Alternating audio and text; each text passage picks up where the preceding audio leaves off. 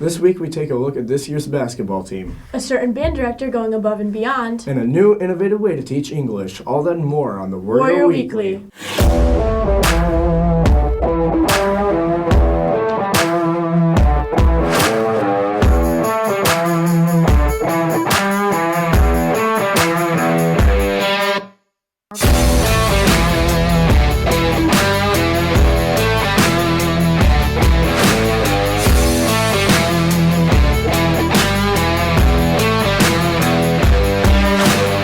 Good morning, Warriors, and welcome to this week's edition of the Warrior Weekly, presented by Warrior Student Media. I'm Ryan Tedman. And I'm Sydney Boswell.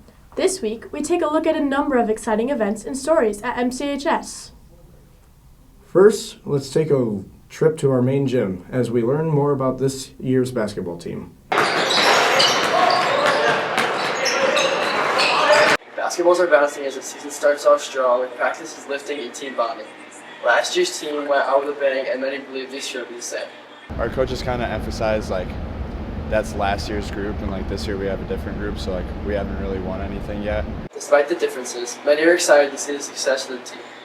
I think it's super exciting. Another good year with a lot of returners like Adam Anwar, Dane Curry, some of the Nate Ottaway, some of the guys from last year. So I know their expectations are high, and they're always going to aim to be competitive. I think we got a really good group of guys, and we're all really connected on and off the court. So I think the year's going to be really good as long as we just keep working hard.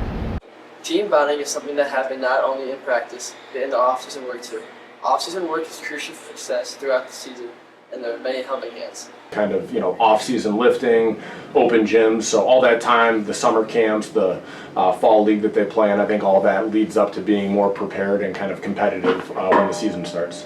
Whether that's skills, whether that's weight room or anything, but I think a lot of it's really mental work too, and Coach Bierbauer kind of preaches that a lot too. We have a huge advantage with Coach Bierbauer. This is the first school I've had that they've had a strength conditioning guy that's in charge of everything.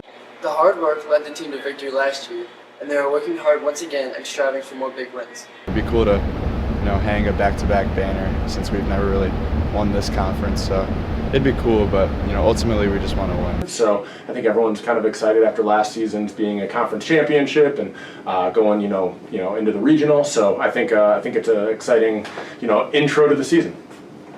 Good luck to our Warrior basketball team as they start their season. Reporting for the Warrior Weekly, we are Izzy Townsend, Johan Zapata, and James Adams. Next, as the music fades, we tune into a feature on MCHS band director, Mr. Cabildo.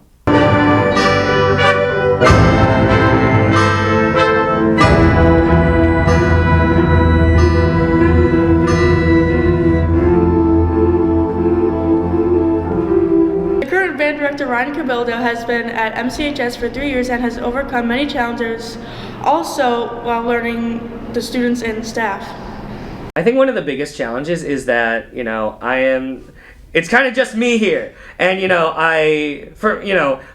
Hillier and Mr. Galvicius are great colleagues, and it's awesome when I get to collaborate with them, because I do get to collaborate with them a good deal. But for the most part, I'm the only band director. If he's been here for 3 years, there's still a lot of figuring out he wants to do with the band's direction and how he wants to take it. It's kind of just me figuring things out on my own. I ask around folks for help, either when it comes to the daily tasks with some of our great student leadership team, or even some of my mentors or colleagues from other districts, just to bounce ideas off of. There's a lot of positives that teachers get from working at MCHS, but being able to have that connection with students all over the building is what makes him such an admirable staff member. I think one of the things that I really like about this environment, this community, and this program is that we're able to do a wide variety of things, and honestly, my philosophy is all about giving students a wide range of opportunity.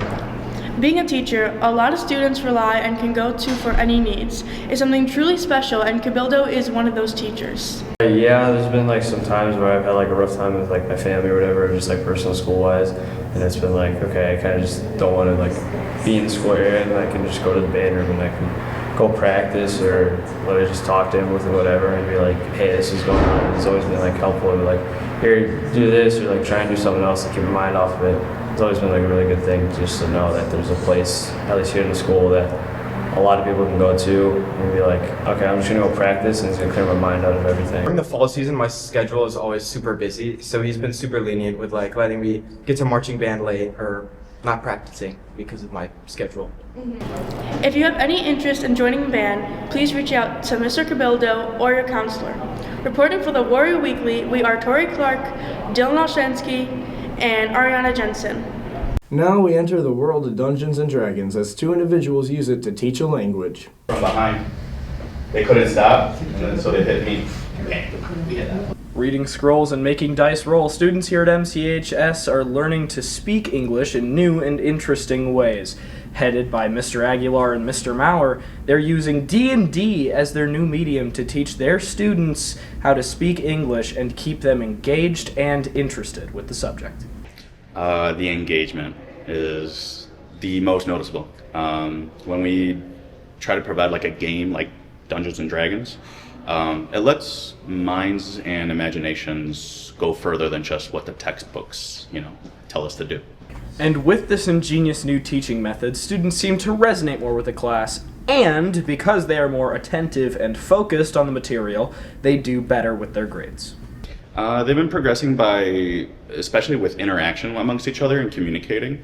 When it comes to learning English, it's not going to be just you speaking English to yourself in a mirror. It's going to be about interaction with another human being. So that's practicing a lot of that sort of interaction and communicating and keeping up a conversation in English.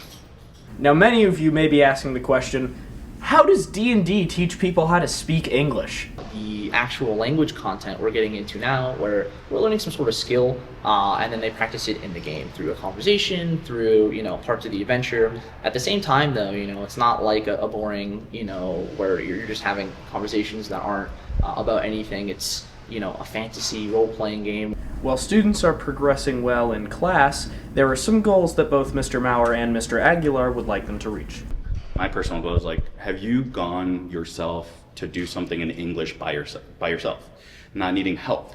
And that's been my ultimate goal, is individuality at the end of the day, and in the real world, you're not always going to have help there. Now we're getting more into things like speaking, so I think that this is going to be really where things get even more educational for that kind of part, and I'm excited to see where they go.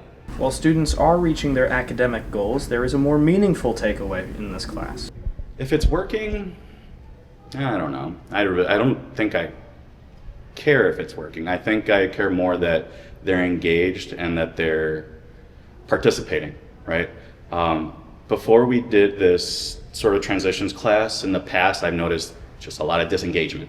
A lot of kids just staring off into space and then looking in their Chromebooks. With the D&D, it forces them to engage. What is your idea? What would you do in this situation? And it gets the brain working instead of just write down what this translation means. As the dice continue to rattle and roll, non-English speakers not only learn how to say words in English, but they learn how to apply it in the real world in practice. Reporting for the Warrior Weekly, we are Atlas Witten, Ryan Tedman, and Peter Wim.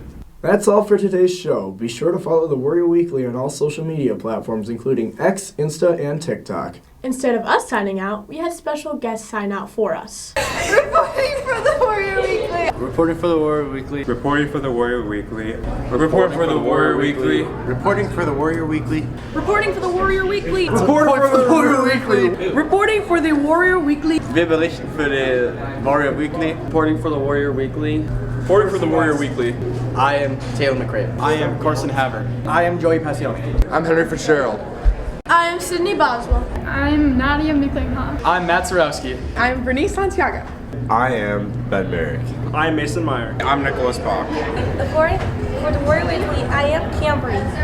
Reporting for the Warrior Weekly, I'm Studi. I'm Eddie. Hi, Danny. Have a great week, Warriors, and we are very thankful that you are watching.